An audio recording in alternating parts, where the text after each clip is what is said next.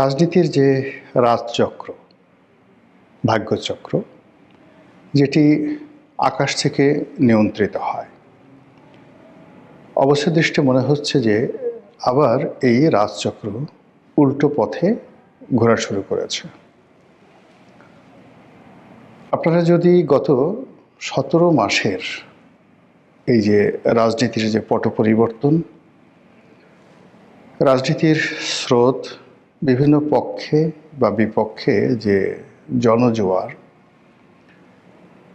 এগুলো যদি লক্ষ্য করেন আপনি দেখবেন যে বাংলাদেশের একটি ঘটনা, ইতিবাচক একটি ঘটনা, কোনো আবেগ, রাজনীতির জোয়ার বা সম্ভাবনা, এর কোনোটি কোনো ব্যক্তির বা কোনো দলের কর্ম দ্বারা সৃষ্টি হয়নি। অদ্ভুত অদ্ভুত সব ঘটনা ঘটল এবং এক একটা নতুন নতুন পরিস্থিতি তৈরি হলো। অবস্থা দৃষ্টে মনে হচ্ছে যে আসমান থেকে কেউ হয়তো কোনো কিছু নড়াচড়া করাচ্ছে এবং রাজনীতিতে বাংলাদেশের ময়দানে যা কিছু ঘটছে, এখানে ব্যক্তির চাইতে পারিবারিক বিষয় বা পারিবারিক বিষয়ের চেয়ে রাজনৈতিক বিষয় কিংবা অন্য কোনো যে দেশি বিদেশি চক্র, তাদের যে এখানে লীলা খেলা হচ্ছে, সেই লীলা খেলার চাইতে প্রাকৃতিক যে কারণগুলো সেগুলো বেশি ঘটছে। আপনি বুকে হাত দিয়ে একবার একটু চিন্তা করুন যে আওয়ামী লীগের পতন বা শেখ হাসিনার যে বাংলাদেশ থেকে দিল্লি গমন, এটা আপাত দৃষ্টিতে আমরা গণ অভ্যুত্থানকে মনে করি, কিন্তু যদি 5 তারিখ দুপুর পর্যন্ত আপনি যারা রাজপথে ছিলেন তাদেরকে জিজ্ঞাসা করুন এবং আপনি যা দেখেছেন সেটির সঙ্গে মেলান, মনে হবে যেন স্বয়ং আল্লাহ রাব্বুল আলামিন ঘটনাটা ঘটিয়ে দিয়েছেন। এখন এই ঘটনা কি আলটিমেটলি জনতার পক্ষে যাবে, নাকি ঘুরে ফিরে আবার আওয়ামী লীগের পক্ষে যাবে, নাকি বিএনপির পক্ষে যাবে, নাকি যে ইসলামিক দলগুলো জামাতের নেতৃত্বে ঐক্যবদ্ধ হওয়ার চেষ্টা করে যাচ্ছে টিল নাও, আজকের দিন পর্যন্ত, সেখানে জামাতের মাধ্যমে একটি নতুন রাজনীতির ইতিহাস রচিত হবে, এটা আমরা বলতে পারছি না। কেন বলতে পারছি না? প্রায় প্রতিদিনই একটার পর একটা ঘটনা ঘটে যাচ্ছে এবং গতকালকের ঘটনার ফলে আজকে যে পরিবেশ এবং পরিস্থিতি তৈরি হচ্ছে, এটি মুহূর্তের মধ্যে উল্টে যাচ্ছে। যেমন ধরুন, আগস্ট মাসের 5 তারিখে ডক্টর মোহাম্মদ ইউনূস তখনও দেশের বাইরে, তো ওনার কপালে যে রাজটিকা আছে আমরা এটা জানতাম না।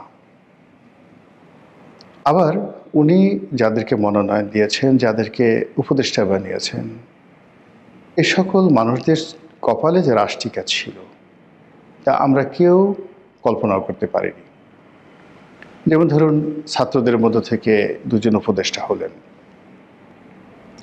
অন্যান্য যারা হলেন ওনারা কেউ আগস্ট মাসের 5 তারিখে কল্পনা করতে পারেননি যে শেখ হাসিনার পতন হবেন এবং তারা মন্ত্রী মিনিস্টার হবেন, কিন্তু ঘটনা ঘটে গেল এবং টানা প্রায় 4 থেকে 5 মাস যাবৎ সব কিছু গ্রহ নক্ষত্র ডক্টর মোহাম্মদ ইউনূস এবং তার পারিষদবর্গের অধীনে রইল। এরপর সৌভাগ্যের যে চাকা, এটি জামাতের পক্ষে চলে গেল 2025 সনের জানুয়ারি থেকে। স্কুল, কলেজ, মাদ্রাসা, পথ ঘাট, মাঠ, শিক্ষালয় থেকে শুরু করে সব জায়গাতে শুধু জামাত এবং জামাত, এবং এটির 2টো অংশ। প্রথম অংশ হলো এনসিপি আর নেপথ্যে জামাত। এভাবে চলল প্রায় 4 থেকে 5 মাস। তারপর শুরু হলো একটা হযবরল অবস্থা। 2025 সনের মে মাস থেকে একটা হযবরল অবস্থা। এই বিভিন্ন ইউটিউব থেকে নানা রকম গরু জবাই, জিয়াফত এগুলো চলতে থাকে। তারপর বিএনপি নানা রকম প্ল্যান করতে থাকে, প্রোগ্রাম করতে থাকে এবং আজকেই মনে হলো যে সরকারকে তারা ফেলে দেবে। এই এশরাক মানে নগর ভবন দখল করে এই আর এক পার্টি এসে মানে কি একটা বিতিস্থির অবস্থা। তো সেই অবস্থার মধ্যে যখন তারেক রহমান সাহেব এবং ডক্টর মোহাম্মদ ইউনূসের যে লন্ডন বৈঠক সেটা হলো, এরপরে আরও এলোমেলো হয়ে গেল। এনসিপি একভাবে চলে, জামাত একভাবে চলে, বিএনপি একভাবে চলে, ডক্টর মোহাম্মদ ইউনূসের যমুনা একভাবে চলে, এমনকি সেনাবাহিনীর সঙ্গে ডক্টর ইউনূসের সম্পর্ক, জামাতের সম্পর্ক, তারপরে তারেক রহমান সাহেবের সম্পর্ক যে আসলে কেমন, এই জিনিসটি কিছুতেই আন্দাজ করা যাচ্ছিল না। ঠিক এইরকম যে একটি হযবরল অবস্থা, সেই অবস্থার মধ্যে ওসমান হাদি উনি নিহত হলেন। ওসমান হাদি নিহত হওয়ার পর সবাই বলে এই পুরো যে পরিবেশ পরিস্থিতি, মানে হত্যাকাণ্ডের পর যা কিছু ঘটেছে তার পুরোটাই জামাত এবং এনসিপির ফেভারে গিয়েছে। কিন্তু ওভার অ্যাক্টিং করতে গিয়ে তারা যে বিষয়গুলো তারা ফেভারে আনতে পারতো, সেই জিনিসগুলো তাদের জন্য বুমেরাং হয়ে গেছে। যেমন ডেইলি স্টারের আক্রমণ, প্রথম আলোর আক্রমণ, এটাকে আসলে হজম করা যায়নি। তো এই অবস্থা যখন চলছে, ঠিক সেই সময়টাতে নাটকীয়ভাবে জনাব তারেক রহমান সাহেব ঘোষণা দিলেন তিনি বাংলাদেশে আসবেন। আর উনি 25 তারিখে আসার পর থেকে আজকের দিন পর্যন্ত, আমি এই ভিডিওটি করছি জানুয়ারি মাসের 7 তারিখে, তাহলে অলমোস্ট প্রায় 2 সপ্তাহ ধরে পুরো রাজনীতির যে ময়দান, এটি এখন বিএনপির দখলে। বাংলাদেশে এখন বিএনপির যে গ্রহ নক্ষত্র আজকের দিন অনুযায়ী মনে হবে যে এখনই নির্বাচন হয়ে যাওয়া উচিত, এবং তারেক রহমান সাহেব এই মুহূর্তে বাংলাদেশের প্রধানমন্ত্রী।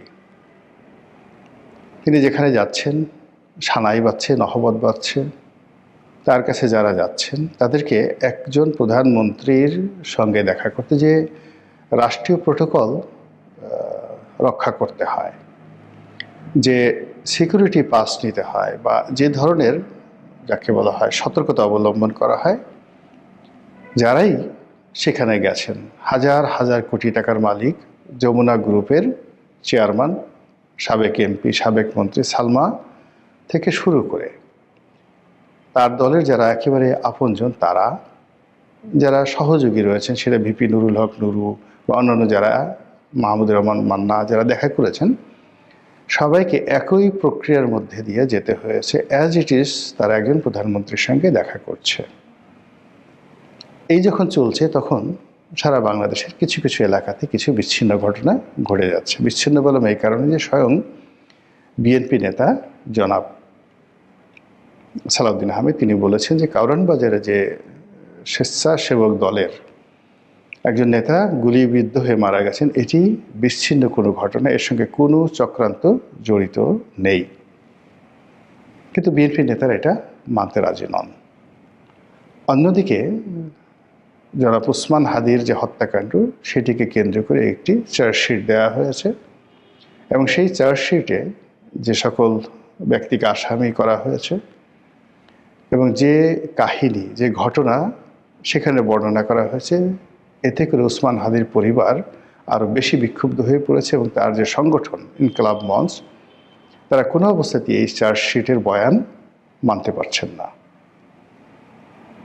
তারপর চট্টগ্রামের যে একটি এলাকা রয়েছে ফটিকছড়ি, রাউজান, এই এলাকাগুলো মূলত সালাউদ্দিন কাদের চৌধুরী পরিবারের একছত্র আধিপত্য। তো সেখানে গিয়াস কাদের চৌধুরীকে বাদ দিয়ে যাকে মনোনয়ন দেওয়া হয়েছে, চট্টগ্রাম উত্তর আওয়ামী লীগ বিএনপির একজন নেতা গোলাম আকবর খন্দকার, এটাকে নিয়ে পুরো চট্টগ্রাম উত্তাল। তার প্রেক্ষিতে হোক বা অন্য যে কোনো কারণে হোক, সেখানে এই রাউজান, ফটিকছড়ি, এই বিস্তীর্ণ এলাকাতে যেখানে চৌধুরী পরিবারের আধিপত্য রয়েছে, এই জায়গাটিতে একজন নেতা খুন হয়েছেন। এর বাইরে রাজশাহী, চাঁপাইনবাবগঞ্জ থেকে শুরু করে বিভিন্ন এলাকা থেকে যে সকল খবর আসছে, সেই খবরগুলোকে আপনি যতই বিচ্ছিন্ন বলার চেষ্টা করেন, কিন্তু একটির সঙ্গে অপরটি যদি মিলিয়ে দেন, তাহলে আপনি বুঝতে পারবেন যে বিএনপির ভাগ্যাকাশে যে সৌভাগ্যের পূর্ণিমার চাঁদ এই গত 15 দিন ধরে আলোক বর্ষণ করছিল, প্রভা দিচ্ছিল, প্রভা বিকিরণ করছিল, সেটি থমকে গেছে। এখন নানা জনে নানা কথা বলার চেষ্টা করছেন, মুখ ফুটে অনেকে বলছেন, আর অনেকে বুক ফেটে যাচ্ছে কিন্তু বলতে পারছেন না। এরই মধ্যে আন্তর্জাতিক অঙ্গনে দুটো ঘটনা ঘটল, ইউরোপ কেন্দ্রিক এবং ল্যাটিন আমেরিকা কেন্দ্রিক। ইউরোপে অ্যান্টার্কটিকার মতো করে একটি বরফ আচ্ছাদিত অঞ্চল রয়েছে, গ্রিনল্যান্ড, যেটি ডেনমার্কের সম্পত্তি দীর্ঘদিন ধরে, এবং এটার সঙ্গে ইউরোপের যাকে বলা হয় একটা প্রেস্টিজ জড়িত, পুরো ইউরোপের, শুধু এটা ডেনমার্কের সম্পত্তি না। এখন এটা ডোনাল্ড ট্রাম্প দখল করতে চাচ্ছেন, এটা নিয়ে ইউরোপের সঙ্গে তার বাকবিতণ্ডা।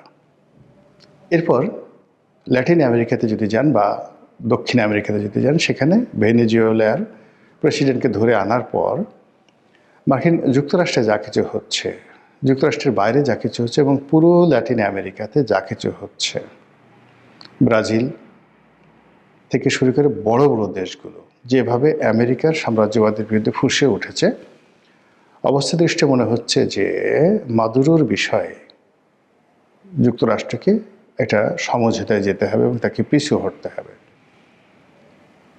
আর এই মাদুরোর এই ঘটনার সঙ্গে সঙ্গে মিস্টার ডোনাল্ড ট্রাম্প নতুন করে ভারতের উপর খড়গ স্থাপন করেছেন। গত এক বছর ধরে ভারতের সাথে সম্পর্ক স্থাপন, পুনঃস্থাপন, সম্পর্ক নষ্ট, এগুলি নিয়ে নানা রকম নাটক হয়েছে। সেই নাটকের প্রেক্ষিতে ডোনাল্ড ট্রাম্পও চেষ্টা করেছেন, মিস্টার নরেন্দ্র মোদীও চেষ্টা করেছেন, কিন্তু শেষ অবধি হয়নি। এর কারণ হলো স্বার্থের যে বিষয়টি, এটি উভয় পক্ষের জন্য জীবন মরণ সমস্যা। ভারতের অর্থনীতি এখন যেভাবে রাশিয়ান তেলের উপরে নির্ভর করছে, আমেরিকার দাবি মতো কোনো অবস্থাতেই তারা রাশিয়ার তেল কেনা বন্ধ করতে পারে না। আবার অন্যদিকে রাশিয়ার সঙ্গে ভারতের যে সম্পর্কটি রয়েছে, এই সম্পর্কটির মধ্যে যদি একটা বিচ্ছেদ ঘটানো না যায়, এটি আমেরিকার পক্ষে হজম করা কোনো অবস্থাতেই সম্ভব নয়। তো তর্জন গর্জন চলছিল এতকাল, তার প্রেক্ষিতে এখন যেটি হচ্ছে, আমেরিকা সম্ভবত কোমরে গামছা বেঁধে ভারতের বিরুদ্ধে নেমেছে। এবং আজকের এই ভিডিওটি যখন করছি তখনের খবর হলো ভারতের উপর 500%, 500 টাইমস শুল্ক আরোপ করার যে অর্ডার, এই অর্ডারে ডোনাল্ড ট্রাম্প স্বাক্ষর করেছেন। কাজেই ভারত এবং আমেরিকার যে সম্পর্ক নষ্ট হয়ে গেল দিল্লির সাথে, এখন সঙ্গত কারণেই বাংলাদেশ, দিল্লির পরিবর্তে ঢাকা, দিল্লির পরিবর্তে ইসলামাবাদ, আমেরিকার জন্য একটা সেফ যাকে বলা হয় টার্নিং পয়েন্ট হয়ে যাবে। আর সেফ টার্নিং পয়েন্ট যদি হয়, সেক্ষেত্রে এই গত 15 দিনে বিএনপির যে রমরমে অবস্থা, এর পেছনে আমেরিকার গুডউইল না ভারতের গুডউইল, আমেরিকার বেস্ট উইশেস না ভারতের বেস্ট উইশেস, আমেরিকার গ্রিন সিগন্যাল না ভারতের গ্রিন সিগন্যাল, এটা আপনারা বুঝে নেন। আর সেক্ষেত্রে যেটি হচ্ছে, যদি বিএনপির সঙ্গে আমেরিকার গ্রিন সিগন্যাল থাকে, সেক্ষেত্রে ভারত তার শত্রু হয়ে যাবে এবং ভারত ডক্টর মোহাম্মদ ইউনূসকে কাছে টেনে নেবে।